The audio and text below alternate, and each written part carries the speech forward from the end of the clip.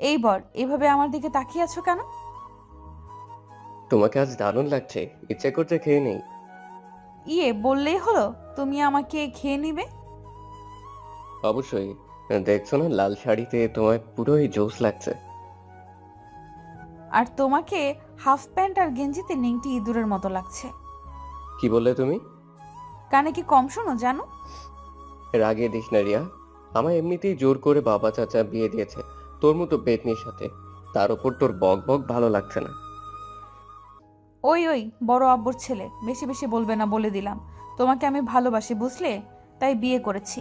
নয়তো বল। বল নয়তো। নয়তো তাও বিয়ে করতাম তোমায়। ধুর। কথাটা বললো তৌফিক বিছানায় রিয়ার পাশে বসতেই রিয়া তৌফিকের কোলের মাঝে বাচ্চাদের মতো বসে পড়ে। তৌফিক চোখ দুটো লাড্ডুর মতো করে রিয়ার দিকে তাকিয়ে বলে, এই এই আমি তোর বড় ভাই আর তুই কিনা বেয়াদবের মতো আমার কোলে বসছিস। চুপ করো তো বর। আগে ভাইয়া ছিলে, তবে এখন তুমি আমার বর বুঝলে। তোমার কোলে বুকে যেখানে খুশি আমি বসবো, তুমি কিছুই বলতে পারবে না। তাই নাকি? আমি কিছু বলতে পারবো না তার মানে তুমিও কিছু বলতে পারবে না জানো? অবশ্যই পারবো না, কারণ তুমি আমার বর বুঝলে। তৌফিক রিয়ার কথা শোনা মাত্র রিয়াকে জড়িয়ে ধরে রিয়ার চুলের মাঝে নাক ডুবিয়ে দিয়ে রিয়ার পেটে স্লাইড করতে থাকে। রিয়া কাতুকুতু পেয়ে বলে ওঠে, আরে আরে, কাতো লাগছে তো বর, প্লিজ এমন করো না। আহ বউ, একটু সহ্য করো না, আমার খুব ভালো লাগছে। রিয়ার কিছু বলে না, চুপচাপ বসে থাকে তৌফিকের কোলে। এমন সময় তৌফিক রিয়াকে পল্টি মেরে বিছানায় শুয়ে দিয়ে রিয়ার উপর উঠে রিয়ার মুখের কাছে মুখ আনতেই রিয়া চোখ দুটো বন্ধ করে ফেলে। তৌফিক তাকায় রিয়ার দিকে, রিয়ার ঠোঁট জোড়া থরথর করে কাঁপছে। তৌফিক বুঝে যায় রিয়া স্বামীর ভালোবাসা পাওয়ার জন্য ব্যাকুল। আর দেরি করে না তৌফিক, টুপ করে চার ঠোঁট এক করে দিয়ে কিস করতে থাকে রিয়াকে। রিয়াও রেসপন্স করতে থাকে। তৌফিক কিস করতে করতে হারিয়ে যায় সুখের গর্তে। রাত 2টা। তৌফিক ক্লান্ত দেহ রিয়ার ওপর এলিয়ে দিতেই রিয়া তৌফিকের চুলের মাঝে হাত দিয়ে বিলি কেটে দিতে থাকে। আর তৌফিক রিয়ার বুকের মাঝে মুখ ডুবিয়ে দিয়ে চুপ করে থাকে।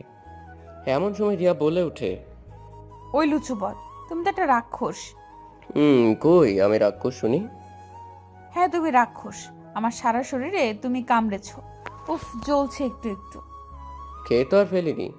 চুপ কুত্তা, আর তোমাকে আমার শরীরে স্পর্শ করতে দিব না। বললেই হলো নাকি? আমি তোমার বর বুঝলে। আমার যখন খুশি তখন তোমাকে আদর করব, তুমি বাধা দিতে পারবে না একদম। হ্যাঁ, আদর করতে দেয়, আর আবারও আগের মতো কামড় দাও, তাই না? আমি দাদি আর নানিকে সব বলে দিব। রিয়ার কথা শোনা মাত্র তৌফিক ধর পড়িয়ে লাফিয়ে ওঠে রিয়ার দিকে। চোখ দুটো আবারও লাড্ডুর মতো করে তাকিয়ে থাকে। রিয়া তৌফিককে এভাবে তাকিয়ে থাকতে দেখে ফিক করে হেসে উঠে তৌফিক আমতা আমতা করে বলে, ওই ওই বউ, তুমি একটু আগে কি বললে? বলেছি তুমি আমার সাথে যা যা করেছো সব আমি দাদি আর নানিকে বলে দিব। এই বউ, তুমি না একটু আগেই বলেছিলে আমি যা করতে চাইবো বা করব তুমি বাধা দিবে না, তাহলে আবার তাদের বলে দিবে কেন? বলবোই তো, তুমি আমাকে কামড় দিবে কেন? দাদি আর নানি বলেছিল তুমি আমায় খুব আদর করবে, কিন্তু কামড় দিয়েছো তুমি। আর এক বউ আদরই তো করেছি। এতক্ষণ তোমার কি ভালো লাগেনি বলো? রিয়া লাজুক দৃষ্টিতে তৌফিকের দিকে তাকিয়ে বলো, তার লেগেছে, কিন্তু কামড় দেওয়ায় খুব ব্যথা পেয়েছি আমি। ওকে ওকে, আমি আর কখনোই কামড় দিব না। তবুও তুমি দাদি নাকি কে কিছু বলবে না প্লিজ? ঠিক আছে, বলবো না, তবে একটা শর্তে। একটা কেন, হাজারটা শর্তে রাজি। তুমি বলো সোনা পাখি, কি শর্ত? আমার জন্য প্রতিদিন রাতে ফেরার সময় চকলেট, ফুচকা, আইসক্রিম নিয়ে আসবে, নয়তো আমি কান্না করব কিন্তু। ধুর বউ, এটা কোনো শর্ত হলো? আমি রোজ তোমার জন্য চকলেট আর ফুচকা আনবো। এবার হ্যাপি? জানো। কথাটা বলে রিয়া তৌফিকের ঠোঁটে আলতো করে একটা চুমু দিয়ে লজ্জায় চোখ দুটো নামিয়ে নেয়।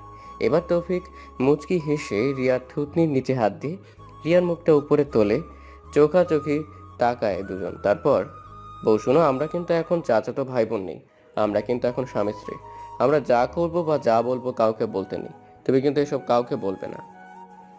তুমি কি আমায় পাগলি ভাবো যে আমি সব নানি দাদিকে বলে দিব? তাহলে তখন যে বললে সব বলে দিবে? তোমাকে টাইট দিতে ওইটা বলেছিলাম। তাহলে এবার তার শাস্তি ভোগ করো। কথাটা বলে তৌফিক আবারও রিয়ার ঠোঁটে ঠোঁট লাগিয়ে চকাম চকাম করে চুমু খেতে থাকে। আর রিয়াদ ছাড়ানোর জন্য ব্যর্থ চেষ্টা করলো, নিজেও তৌফিককে চুমু খেতে থাকে। দুজনেই চুমু খেতে খেতে আবারও মেতে ওঠে আদিম খেলায়। ভোর 4টা, তৌফিক আর রিয়াদ দুজনেই হাঁপাচ্ছে, দুজনেই মুখেই তৃপ্তির হাসি। তৌফিক রিয়ার বুকের মাছ থেকে মাথা তুলতে নিবে, অমনি রিয়া তৌফিকের মাথা ওর বুকের সাথে চেপে ধরে ফিস ফিস করে বলে, ওই বর, মাথা তুলছো কেন? খুব শান্তি পাচ্ছি তোমার বুকে মাথা দিয়ে। প্লিজ এইভাবেই শুয়ে থাকো না। পরে আবার শুয়ে পড়বো নি বউ, এখন উঠো, গোসল করতে হবে, নাহলে সকালে গোসল করার সময় লজ্জা পাবো। গোসল করতে লজ্জা কিসের শুনি? গোসল করতে লজ্জা নেই, কিন্তু বাসরাতের পরের দিন সকালে গোসল করলে বড়রা হাসাহাসি করবে, বুঝলে? তাই বলছিলাম চলো এখনো গোসল করে ফেলি। ওকে, তবে আমাকে কোলে করে নিয়ে যেতে হবে বাথরুমে। তার বলতে বউ। কথাটা বলে তৌফিক রিয়াকে কোলে করে নিয়ে চলে আসে বাথরুমে। পাক্কা 30 মিনিট গোসল করতে দুজনে বেরিয়ে আসে বাথরুম থেকে। আয়নার সামনে রিয়া চুল আঁচড়াতে আঁচড়াতে তৌফিকের দিকে আর চোখে তাকাতেই দেখে তৌফিক ওর দিকে হা করে তাকিয়ে আছে। দ্রুত রিয়া তোয়ালে জড়িয়ে নেয় গায়ে, আর তৌফিক কিছুটা বিরক্তি নিয়ে রিয়াকে বলে, ওই বউ, তোয়ালে দিয়ে ঢেকে নিলে কেন শুনি? একটু দেখতে দাও না। না, একদম না, লুচু কথা খাট, খালি এসব দিবে। হ্যাঁ, হা করে তাকিয়ে থাকা, তাই না? আমি তো আমার বউয়ের দিকেই তাকিয়ে আছি, এতে দোষের কি শুনি? দোষের কিছু নেই বর, কিন্তু অত তাকিয়ে থাকা স্বাস্থ্যের জন্য ভালো নয়। কথাটা বলে রিয়া তৌফিককে চোখ টিপ দিয়ে নাইটি পরে নিয়ে তৌফিকের পাশে বসতেই তৌফিক একটা হাসি দিয়ে রিয়াকে জড়িয়ে ধরে বলে, এই তো জানু, কাছে এসেছো, এবার বলো কোথায় পালাবে? তুমি বাঘ নাকি ভাল্লুক শুনি যে পালাতে হবে? তা ঠিক, চলো বউ, আমাদের বাবা মা হওয়ার মিশনটা আবার শুরু করি। না, একদম না, আমার সারা শরীরে ব্যথা, আর একদম উল্টাপাল্টা চিন্তা ভাবনা মাথায় আনবে না, তাহলে কিন্তু খবর আছে। তৌফিক কিছু বলতে যাবে তার আগেই রিয়া তৌফিকের মাথায় গাড্ডা মারে। তৌফিক কাঁদো কাঁদো গলায় বলে, আমাকে মানলে বউ? লুচু কোথাকার, তোমার হাত আমার বুকে ঘুরঘুর করছে কেন? ইয়ে না মানে বউ।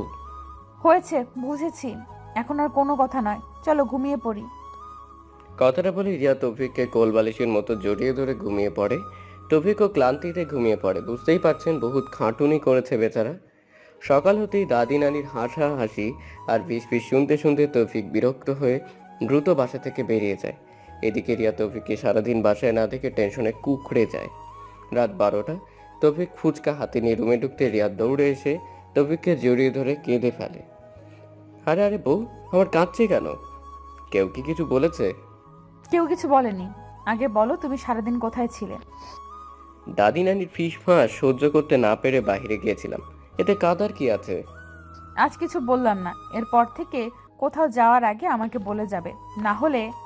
টাকার বলতে হবে না, বলে যাব না। হাতে কি এনেছো? ফুচকা খেয়ে নাও, আমি বাথরুম থেকে আসছি। কথাটা বলে তৌফিক বাথরুমে চলে যায়। বাথরুম থেকে বের হতেই দেখতে পায় রিয়া বিছানায় শুয়ে আছে। তৌফিক রিয়ার পাশে শুয়ে পড়ে। তারপর, আমার ভাগের ফুচকা কই? আমাকে পেটে। ধুর, এতে কষ্ট করে আনলাম, আমাকে একটাও দিলে না। আরে আরে বর, বর আমার রাগ করছে দেখি। আসো বর, বুকে আসো, তোমাকে আদর করে দিই। কথাটা বলে রিয়া তৌফিককে বুকের মাঝে টেনে নেয়। তারপর বাকিটা ইতিহাস।